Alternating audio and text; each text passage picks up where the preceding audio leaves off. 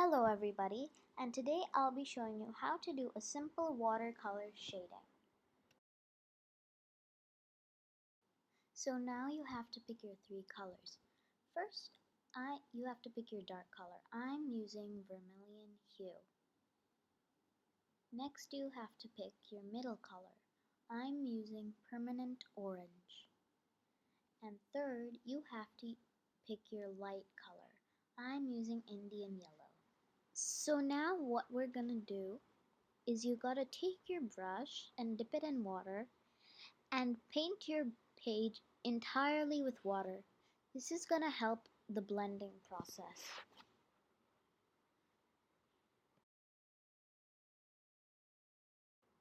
So now we're gonna take our dark color. In this case, I'm taking vermilion hue, and I'm gonna add a little water to that.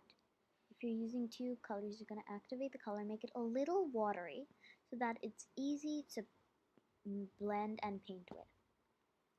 So now we're going to start painting our page. You have to paint the dark color in a small section, not too big, but also not too small.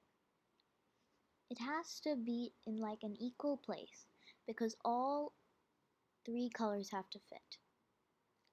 So now I'm going to paint my vermilion hue. It's going to be a little bit more watery though, so that the blending process, which is going to happen later, will work easier and quicker.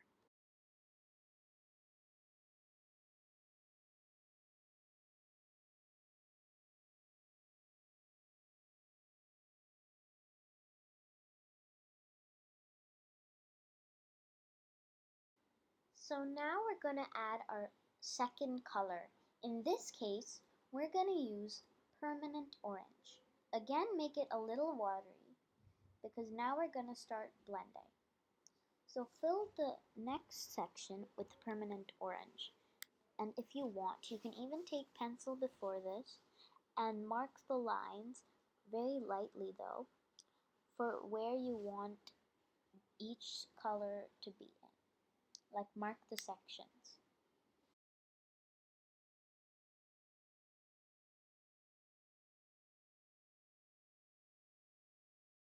So now what we're gonna do is we're gonna take our permanent orange and we're gonna put it on top of our dark color. In this case, vermilion hue. This is to help them blend properly.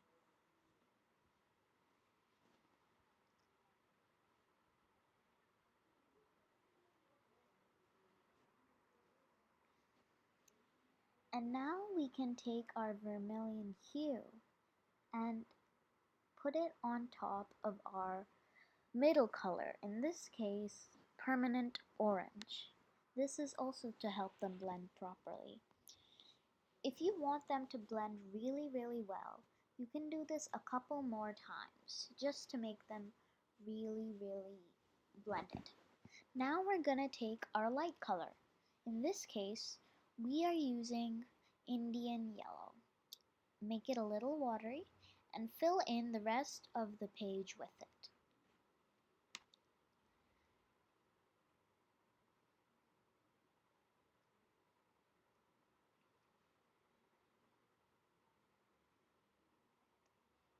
Now, we're gonna take our light color and put on top of our middle color. In this case, Indian yellow on top of permanent orange. Just like with the last one, this is to help them blend properly. Now we're gonna add some details on top of it. You should let it dry first. Make sure it's completely dry or else it'll start looking a little not nice when you're painting on top of it. If you want, you can leave it as it is, or what I'm doing right now is adding a little detail on top of it. So first we're going to draw a sun. Make the sun a circle and we're going to put the sun totally black. We're going to make everything else in black color too, since we've already shaded our background. So right now, we're going to start drawing our pond and our ground. Only make the pond black, because if you make the ground black, you won't be able to tell the difference between the both.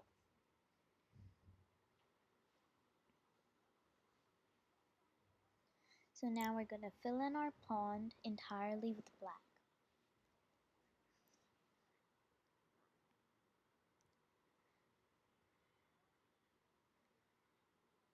You can take a thicker brush to do this.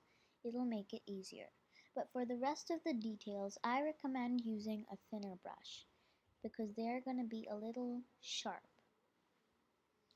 So now we're going to start drawing a tree.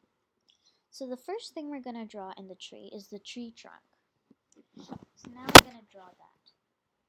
We're going to make the tree trunk entirely black.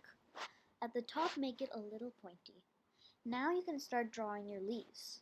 You can do the leaves in whatever style you want and make it any tree you want, but I'm just gonna do a basic little tree with these kinds of leaves.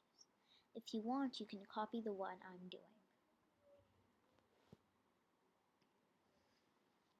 Don't put the leaves entirely black. You can do that, but I recommend making a little design in them. That'll give like a nice little design in the picture. Now we're going to start drawing a human on the other side because it looks a little empty. So first part of drawing the human, we're going to draw the face. We're going to fill that entirely black. We're not going to draw a design or like a little face on this one. After that, we're drawing the neck. It's like a tiny little line. Make it a little thick. That'll make it look nice. Now we're going to draw around the arms on a t-shirt.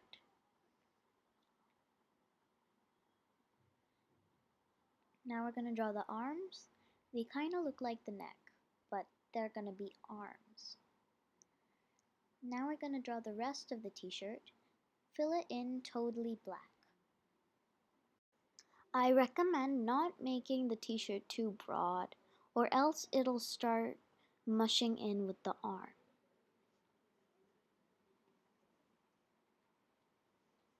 Now we're going to start drawing the pants or the shirts. If you're going to draw pants, make them longer than mine, but I'm drawing shorts in this picture.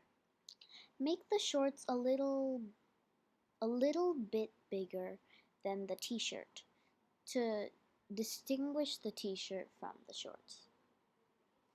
Now we're going to draw the legs. Again, tiny little lines. You can make them a little thick if you want. Now we're going to draw the shoes. I'm just drawing these normal shoes, but if you want, you can add a little bit more detail to them.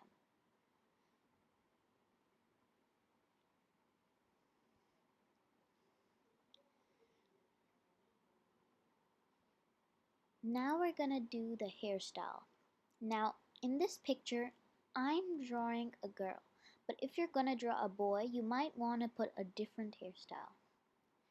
You can also use a bit of a broad brush for this step.